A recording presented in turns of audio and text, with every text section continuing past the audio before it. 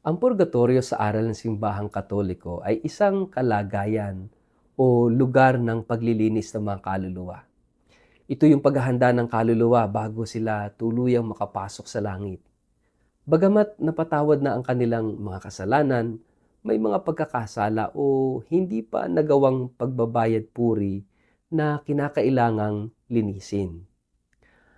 At ayon sa ating pananampalatayang Katoliko, ito yung ilang pangunawa tungkol sa purgatorio. Ito'y kalagayan ng paglilinis. Ang kaluluwang nasa purgatorio ay yaong mga namatay sa grasya ng Diyos, ngunit hindi pa ganap na dalisay.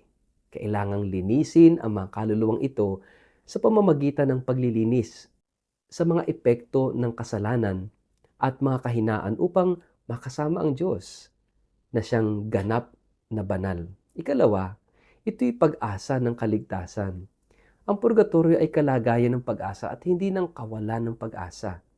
Yung mga kaluluwang naroroon ay nakakatiyak ng kanilang kaligtasan na makakapasok sa langit matapos ang kanilang paglilinis. Kaya nga, ikatlo, kinakailangan ng tulong na panalangin.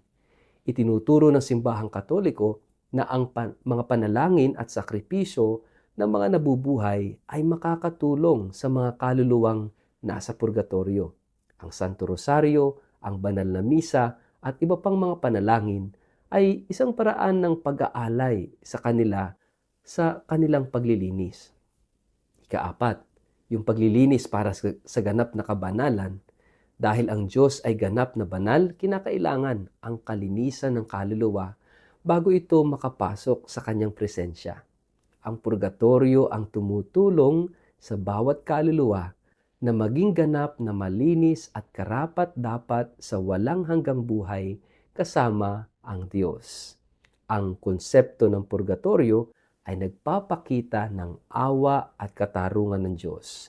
Binibigyan niya ang bawat isa ng pagkakataon na maging ganap na malinis, sapagkat walang anumang kasalanan ang maaaring manatili sa harap ng Diyos na banal. Kaya ang purgatorio ay pagpapakita ng pag-ibig at habag ng Diyos.